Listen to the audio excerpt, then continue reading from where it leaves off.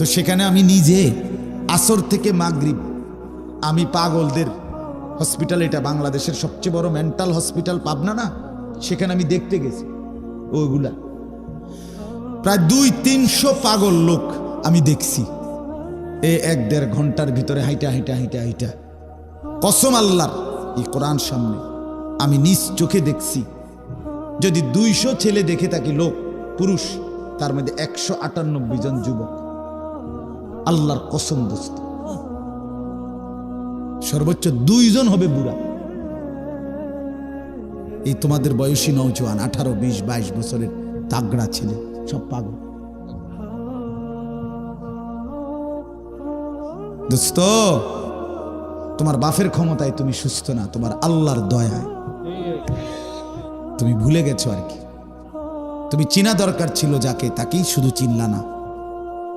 যাদেরকে না চিনলে চলতো তাদেরকে খুব চিনলা, বন্ধুকে খুব চিনলা, মোবাইলটাকে খুব চিনলা, পরের নারীকে খুব চিনলা, বানানেওয়ালাকে মোটেই চিনলা না, বানানেওয়ালাকে মোটেই চিনলা না।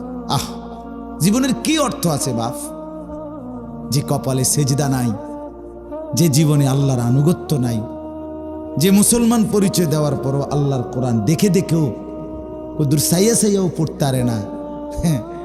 এটা মানুষের বাচ্চা কেমনে আমি তো বুঝি না। মুসলমানের বাচ্চা তো পরে, মানুষের সাও হইবে কেন? আরে বেটা, মুসলমানের বাচ্চা তো পরের কথা, বেটা মানুষের বাচ্চা হয় কিভাবে বেটা? একটা সেজদা যার কপালে নাই বেটা। আল্লাহ তাআলা কোরআনুল কারীমে তাইলে জানোয়ার বলছে কাকে? হ্যাঁ হ্যাঁ, তাহলে মানুষের বাচ্চা হবে কেন সে? মায়ের পবিত্র দুধের কি মূল্য দিল এই নাফরমান? মুসলমান বাবার এই কষ্ট করে তিল তিল করে বড় করলো, তার কি আজকে সিনেমার নর্তকী, ফুটবলের খেলোয়াড়, ক্রিকেটের খেলোয়াড়, ফেসবুক ইউটিউবের ওই অসভ্য নারী পুরুষ, তারা তোমারে বড় করছিল বেটা? ওই ছেলেরা যারা সেজদা দিলা না, তুই সিনেমার নর্তকীর সন্তান? এই বেটা বল বেটা, সারাদিনে 1 ওয়াক্ত নামাজ পড়লা না যারা, তুই নাফরমানের সন্তান? তোমার বাবা তো মুসলমান, তোমার মা তো পবিত্র মা, 2টা বছর তোমার বুকের দুধ খাওয়াইছে। কেমনে ভুলে গেলা মাকে? কেমনে ভুলে গেলা আল্লাহকে?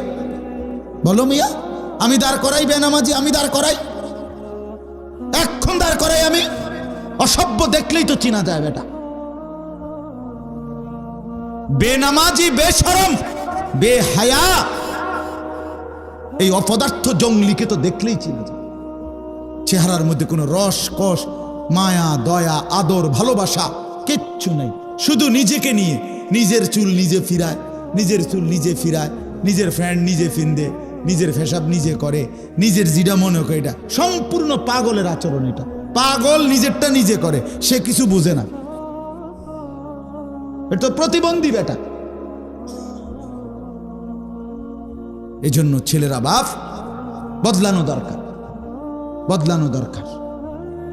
ভেবে দেখো নিজেকে মিয়া, দেখো তোমরা যারা পেশাব করে পানি নাও না, আমি প্রত্যেক দিন বলি, কড়া কথা আমার, প্রস্রাব করে যারা পানি নাও না, রাস্তার কুত্তারে দেখো তোমরা, দেখবা কুত্তা তোমারে দেখে হাসি দিবে, বলবে ওকে তুই আর আমি বরাবর। ঠিক আছে দোস্ত, একটা সেলফি উঠা, এক লগে একটা ছবি উঠা, ছবি উঠাইয়া দে, ফেসবুকে দে, দেশবাসীকে জিজ্ঞাসা করো, দেশবাসী কমেন্টস করে জানাবেন আমাদের 2 জানোয়ারকে কেমন লাগছে।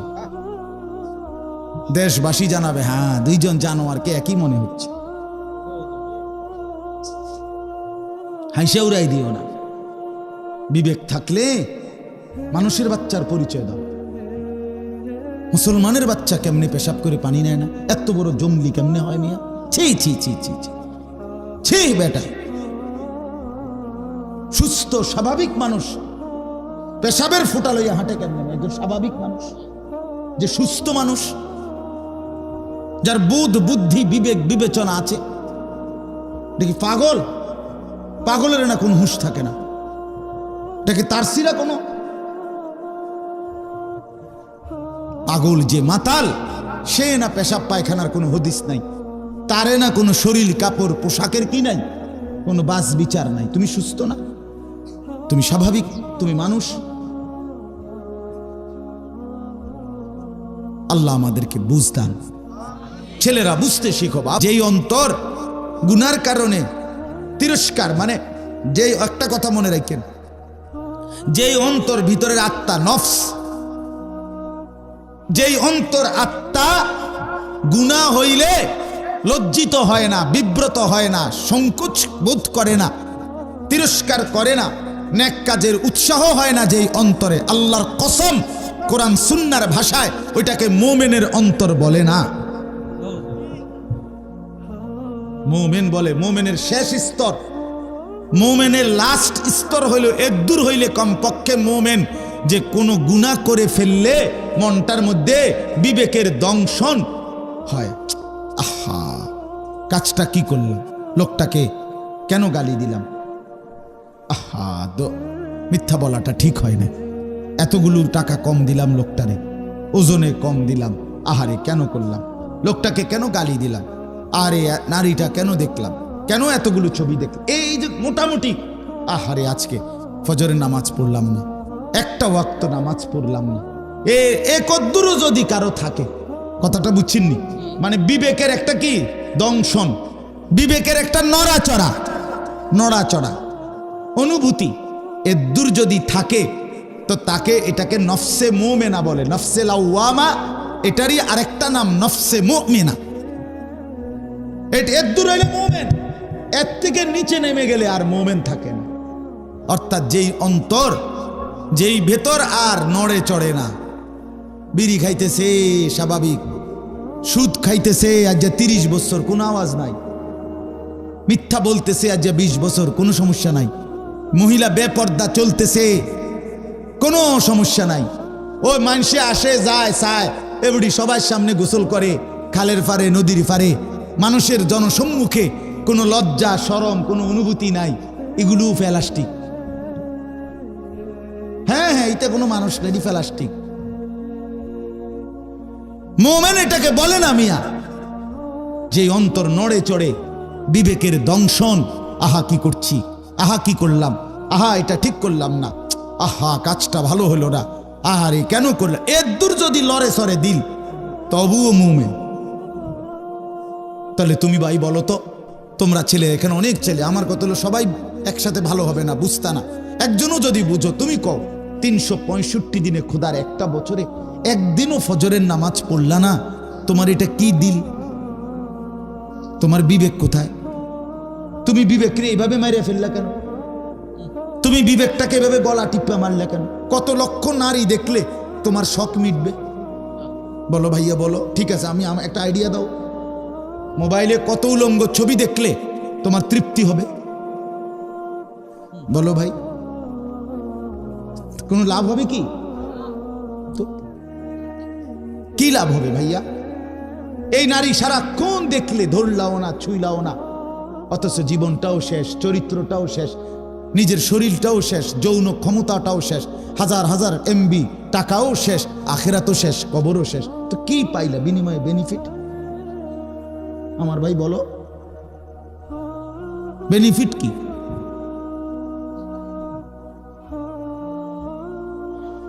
আহা, কিভাবে বললে বুঝতো, বুঝি না বাপ, মাঝে মাঝে মনটা চায় মাটিত নাইমা কই, মাঝে মাঝে মন চায় মাটিতে নাইমা কই, গড়াগড়ি খাইয়া বলি, কেমনে বললে বুঝবে, কিভাবে বললে বুঝবা বাবা? জীবনটা নষ্ট না করা, এই জন্য আমরা প্রত্যেকে ইনশাআল্লাহ ফিকির করি। আজকে আবারও বলছি, আরো বলতে থাকবো, যদি 1000 বছরও বলার সুযোগ পাই, এ কথাই বলবো, আমাদের আখেরাত নিশ্চিত। দুনিয়া অল্প, দুনিয়া অল্প, দুনিয়া একেবারেই সামান্য, দুনিয়া বৃষ্টির ফোঁটা পানির মতো, কিছুক্ষণ পরে মিলায় যায়। দুনিয়া তামাশা, দুনিয়া খেলাধুলা। বন্ধু আমার, দোস্ত আমার, অনেক ছেলে তোমরা কষ্ট করেই বসছো ভাই, তোমাদেরকে মূল টার্গেট, এজন্য তোমরা বদলাও। এই যে আমার ভাই হযরত মাওলানা সাদুল্লাহ বললেন, আগামীর ফিলিস্তিনের কথা। দোস্ত আমার, তুমি কেমনে যুদ্ধ করবে? পারতা না তো। তুমি মুসলমানের পক্ষে জীবন বাজি রাখবা কিভাবে? তুমি তো এক ওয়াক্ত নামাজ পড়ো না, তোমার ইমানের শক্তি নাই তো। তুমি পারতা না দোস্ত, পারতা না। এটাই বাস্তবতা। তুমি তো পেশাব করে পানি নাও না, তোমার শরীর না পাক, তোমার সেই হিম্মত আসবে না বন্ধু, আসবে না। তুমি তো কোরআন শরীফ দেখে দেখেও পড়তে পারো না, তুমি কেমনে হিম্মত পাইবে? তুমি আল্লাহই তো চিনো না, আখেরাতে তো চিনো। শুধু দুইটা স্লোগান দেওয়া আর বাস্তবতা। 3 মাস ধরে লাগাতার মাটির নিচে থাইকা গোটা পৃথিবীর পরাশক্তি, সুপার পাওয়ার এবং ইউরোপ এবং ইসরায়েল, শুধু ইসরায়েলের ইহুদি কুত্তারা হামাসের মাটির নিচের মুজাহিদদের সাথে যুদ্ধ করছে। শুধু ইসরায়েল না, গোটা ইউরোপ। কাফের মুশরিকদের যত প্রযুক্তি আছে, যত মেশিন আছে, যত যন্ত্রপাতি আছে, আটলান্টিক মহাসাগরের নিচে কি আছে এটা তাগো রাডার মেশিন ধরা খায়। ওই মহাশূন্যে যারা নাসা আমেরিকার বিজ্ঞানীরা মঙ্গল গ্রহ পর্যন্ত গিয়ে ছবি উঠে আইছে, কিন্তু ফিলিস্তিনের গাজা উপত্যকার মাটির নিচে কোনখানে আছে মুজাহিদদের বাংকার আজকেও খুঁজে পায়নি। ঘটনাটা কি এখানে? কথাটা বুঝেন নাই? আটলান্টিকের গভীরে কোন জাহাজ যদি হারিয়ে যায়, ওইখান থেকে ছবি উঠাই নিয়ে আসে, হেরা বের করতে পারে, হিমালয়ের চূড়ায় উঠতে পারে। কিন্তু আল্লাহ বলে, আমি যদি না দেখাই কারো বাপের ক্ষমতা নাই। কই পারলো না তো এই পর্যন্ত। আজ 3 মাসের উপরে হয়ে গেছে। এই হুদাকেল বিল্ডিং ভাঙ্গে আর মুসলুম মুসলমান, নিরীহ মুসলমানের উপরে। এটা তো কাপুরুষের স্বভাব বেটা। আমরা দুনিয়াতে আমরাও তো কথায় কথা কই, বেটা তুই কাজে লাগছ আমার লগে, তুই আমার লগে না বাঁচবি, তুই আমার ছোট বাচ্চারে মারস কেন? এটা তো কাপুরুষ, ঠিক কিনা বলেন না? তো ইসরায়েলের বেঈমান এগুলো তো কাপুরুষ, এগুলো সমস্ত কাফের, এগুলো কাপুরুষ, কুকুর বিড়াল। এদের বুকে কোনো পাঠা নাই, সাহস নাই। তুই যুদ্ধ কর, যারা লগে লাগছ তারা লগে না যুদ্ধ করবি। বাচ্চা মারস কেন? মহিলা মারস কেন? দুর্বলকে মারো কেন? কথা বুঝেন না? ফাইরা জিদ দে, আমার মা বোন বাচ্চাদেরকে মারছে। তো এইভাবে বুঝি আল্লাহ ছেড়ে দিবে? হ্যাঁ, তোমার তে বড় বড় বেড়াইতে হতাইছে আল্লাহ, তুমি মনে করছো তোমারে ছেড়ে দিব? 3 মাস বেশি কিছু না। আল্লাহ তাআলা বলেন, আমি 190 বছর ব্রিটিশ এই উপমহাদেশে জুলুম করছে, 190 বছর। এরপরও ওই বেঈমানরা চলে যেতে হয়েছে কি না বলেন? তো পৃথিবীতে এরকম মুসলমানদের উপরে যেখানেই জুলুম হয়েছে, সময়ের ব্যবধান, কোথাও 100 বছর, কোথাও 200 বছর, কোথাও 50 বছর, কোথাও 90 বছর। সময়ের ব্যবধান কোনখানে কতদিন সেটা জানে শুধু আল্লাহ। বাকি মুসলমানের বিজয় নিশ্চিত, বেঈমানের পরাজয় নিশ্চিত। আগামীর সময় ইনশাআল্লাহ মুসলমানের পতাকা উড়বে, কিন্তু সমস্যা দেখার সারা পৃথিবীতে যুদ্ধ হবে। কাফের আর মুসলমানের দেখার বিষয় হলো তুমি কামে লাগছো কিনা।